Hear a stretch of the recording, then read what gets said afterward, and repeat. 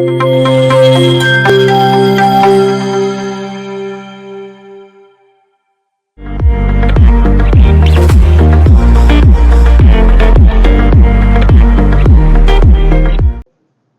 आप देवांगन समाज से हैं। जी सर। छत्तीसगढ़ में कोसा समुदाय का क्या योगदान है एज ए कम्युनिटी में? जी सर, कोसा का योगदान छत्तीसगढ़ में हाँ। कपड़ा बनाने में किया जाता है सर। हाँ। लोगों की जो निजी ज़रूरतें हैं, जैसे रोटी, कपड़ा, मकान, तो कपड़ा बनाकर देवांगन समुदाय लोगों को वस्त्र सुरक्षा प्रदान करते हैं। बेहतर कोसा सिल्क के जो है प्रोडक्ट्स जो है अपने समुदाय के द्वारा हमारे दिए जा रहे हैं, है ना? हथकरघा आपकी अभिरुचि है। जी सर। ये ताना बाना क्या होता है इसमें? जी सर, हाथकरघा के लंबवत धागे की जो संरचना होती है उसे ताना कहा जाता है। और जो सर, आप मुझे हैंड मूवमेंट की अनुमति देंगे तो मैं हैंड मूवमेंट से और बेहतर तरीके से बता सकता हूँ। हाँ, बता दीजिए।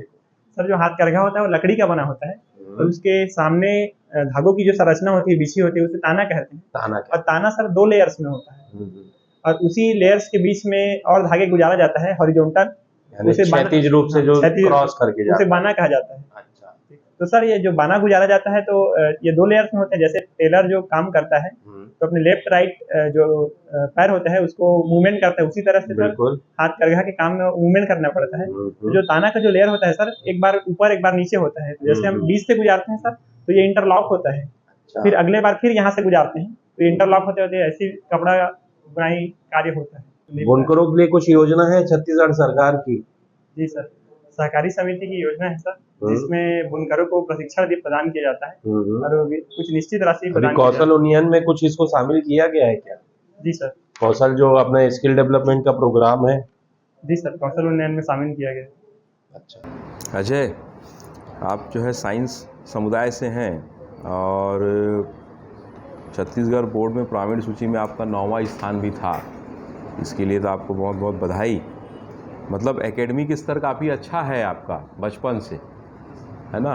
तो फिर आप ये सिविल विंग में, इधर सिविल सेवाओं में क्यों आना चाहते हैं? सर, सिविल सर्विस जो है एक सोशल रिस्पेक्ट प्रदान करता है सर, इकोनॉमिक सिक्योरिटी के साथ। इकोनॉमिक सिक्योरिटी इस चीज़ ने सर मेरे को आकर्षित किया है। दूसरा सर, सिविल सर्विस में आकर हम सोसाइटी के लिए कुछ कंट्रीब्यूट कर सकते हैं सर। इस चीज़ ने मुझे सिविल सर्विस की ओर आकर्षित किया। क्या कंट्रीब्यूट करेंगे सिविल सर्विस में आके सोसाइटी को? सर, जैसे शिक्षा के क्षेत्र में कुछ काम कर सकते हैं, स्वास्थ्य के क्षेत्र में काम कर सकते हैं सर। साथ ही साथ जो गवर्नमेंट की जो योजना है सर, उसको ग्रास रूट पे बेहतर तरीके से इम्प्लीमेंट कर सकते हैं। चलिए, स्वास्थ्य के क्षेत्र में क्या काम करेंगे आप? सर, जैसे मलेरिया सर, जैसे कि बस्तर संभाग में मलेरिया मुक्त जो बस्तर अभियान है, उसको हम उसके लिए हम जागरूकता शिविर लगाने के लिए आदेश जो है BMHO है उसको दे सकते हैं। आपने कहाँ काम किया? आपने तो आदेश दे दिया। सर, प्रशासन एक तरीके से प्रशासन का जो कार्य है सर, वो काम को दूसरे से करवाना है। करवाना है, आप नहीं करेंगे? सर, इसमें करवाना एक मैनेजमेंट का एक पार्ट है सर, प्रशासन। एकेडमिक में आपकी अभिरुचि कौन से विषय में ज़्यादा रही है? हिंदी में और मैथ्स में। हिंदी में और मैथ्स में। मैथ्स में 1045 डिग्री त्रिकोणमिति आपने पढ़ा होगा। इज इक्वल्स टू क्या होता है? 1045 त्रिकोणमिति में पढ़ा होगा ना, 1045, 1030, इनके मान लिखते हैं हम। तो 1045 अंश बराबर क्या होता है? 1।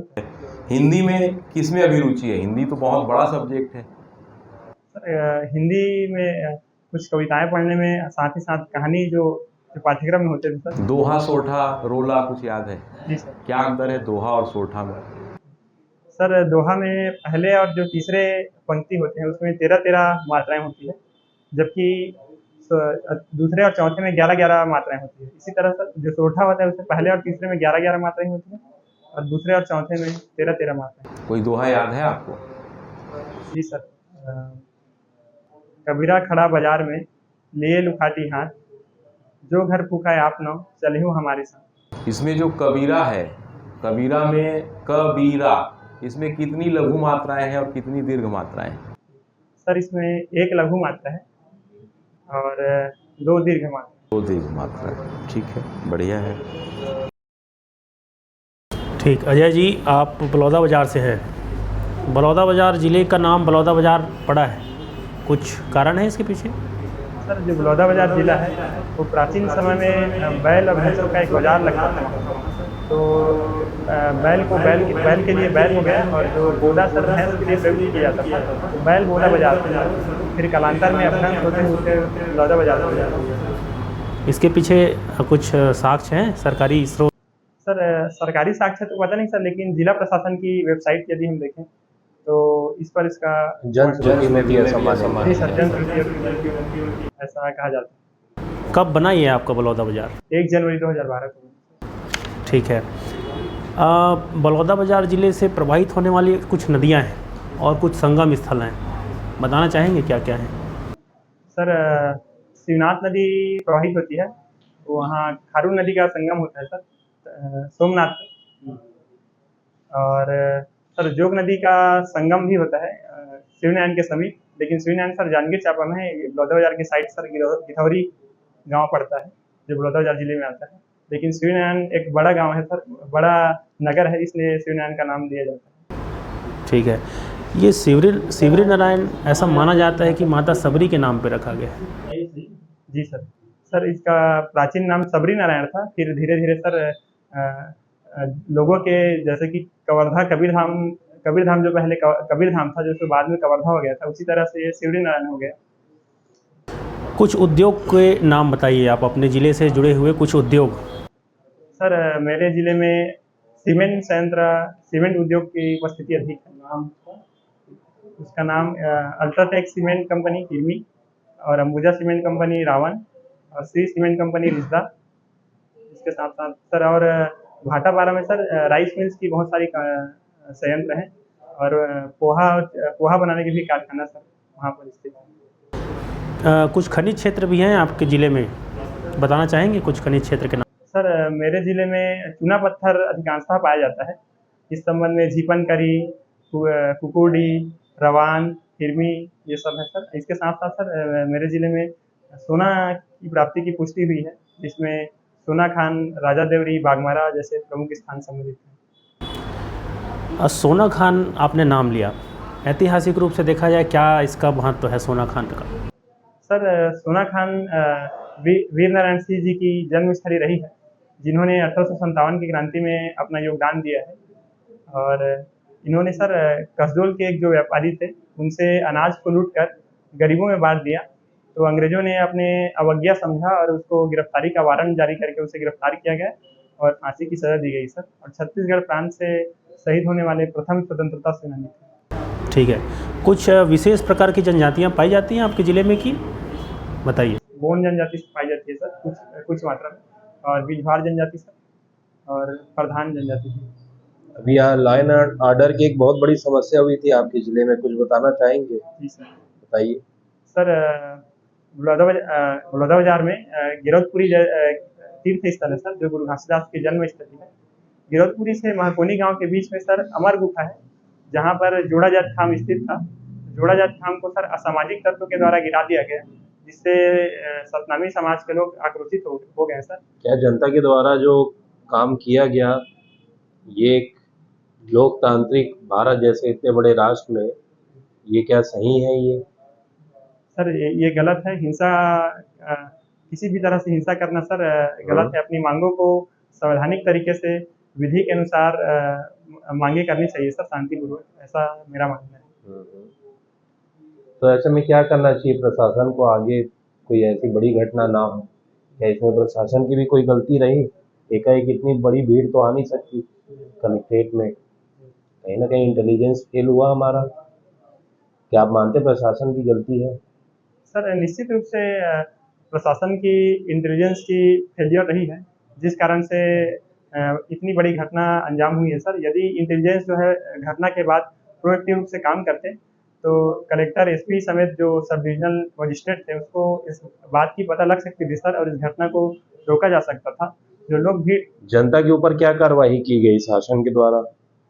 सर शासन के द्वारा सीसीटीवी फुटेज को देखकर जो लोग इसमें सम्मिलित थे, जिन लोगों ने आगजनी को अंजाम दिया, पत्थरबाजी किया सर, उन पर शासन के द्वारा कार्रवाई की जाती है। अच्छा अजय, अभी भारत में कहाँ कहाँ चुनाव हो रहे हैं?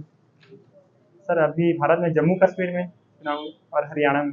भारत में लोकसभा चुनाव, आम चुनाव के दौरान ऐसे कौन से राज्य रहे जहां विधानसभा चुनाव हुआ था? जी सर, उड़ीसा में चुनाव हुआ है सर, इसके साथ साथ आंध्र प्रदेश में भी चुनाव हुआ है और नॉर्थ ईस्ट में भी चुनाव हुआ है सर, मैं रिकॉल नहीं कर पा रहा। अच्छा, ठीक। भारत में अभी एक एक देश एक चुनाव की बात हो रही है, आप क्या सहमत हैं इस व्यवस्था के लिए? क्या भारत में पहले थी ये व्यवस्था?